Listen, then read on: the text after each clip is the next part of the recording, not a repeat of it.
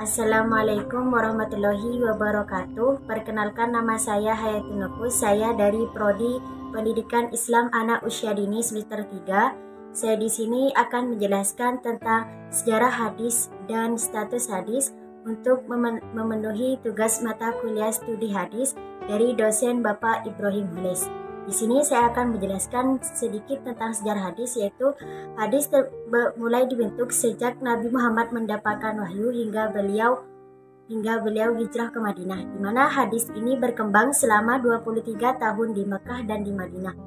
Jumlah terbesarnya hadis ini dimulai sejak Nabi hijrah ke Madinah hingga beliau wafat. Status hadis merupakan perbuatan, perkataan, sifat, dan persetujuan dari Nabi Muhammad SAW. Dan hadis merupakan tingkatan kedua setelah Al-Quran, di mana di sini para ulama berpendapat bahwasannya hadis merupakan sumber dalil kedua setelah adanya Al-Quran. Fungsi hadis ini ialah untuk menjelaskan secara luas isi dalam Al-Quran. Dan hubungan Al-Quran dengan hadis di sini sangat berhubungan, di mana hadis di sini banyak menjelaskan tentang hukum-hukum dalam Al-Quran sehingga keduanya saling berkaitan. Para ulama hadis berpendapat bahwasannya hadis dari segi kualitasnya dibagi menjadi 3. Yang pertama yaitu hadis sahih, yang kedua hadis hasan, dan yang ketiga hadis dhaif. Yang pertama yaitu hadis sahih. Hadis sahih secara bahasa adalah benar, sedangkan secara istilah ialah sanadnya bersambung, diriwayatkan oleh orang adil, dobit, dan juga tidak ada celaan atau kecacatan dalam matanya. Dan syarat-syarat hadis sahih di sini dibagi menjadi 5. Yang pertama yaitu sanadnya harus bersambung, yang kedua diriwayatkan oleh orang adil, yang ketiga dobit, di mana dobit di sini hafalannya harus kuat. Jadi masih dobit di sini hafalan, di mana pada hadis sahih di sini hafalannya itu para perawinya kuat. Dan yang keempat yaitu matanya tidak ada celaan, dan yang kelima matanya tidak ada kecacatan.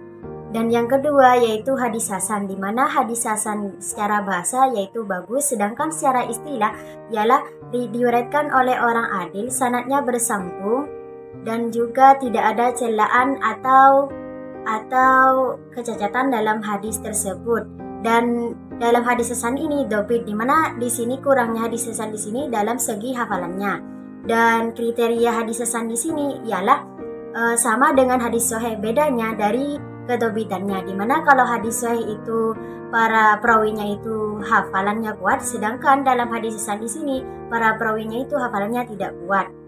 Dan hadis hasan di sini dibagi menjadi 2, yaitu yang pertama hadis hasan li ghairi, dan yang kedua hadis hasan li dzati. Dan yang ketiga yaitu hadis dhaif, di mana dhaif di sini secara bahasa artinya lemah, sedangkan secara istilah dhaif di sini merupakan hadis yang tidak memenuhi dari syarat-syarat hadis sahih dan hadis hasan. Dan kriteria hadis dhaif di sini ialah seperti rawinya tidak adil, dan juga sanadnya tidak bersambung, dan juga ada celaan atau kecacatan dalam hadis tersebut. Dan juga dalam segi hafalannya, di mana dalam hafalan hadis tersebut tidak kuat. Dan para ulama berpendapat bahwasannya hadis dhaif ini bisa diriwayatkan asalkan hadis tersebut memenuhi 2 kriteria.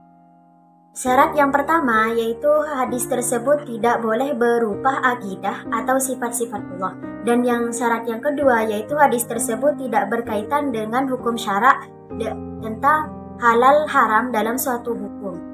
Dan hadis tersebut juga boleh diriwayatkan asalkan hadis tersebut merupakan mengisahkan tentang kisah-kisah Nabi atau cerita-cerita yang lainnya. Mungkin sekian dari saya, kurang lebihnya mohon maaf. Wassalamualaikum warahmatullahi wabarakatuh.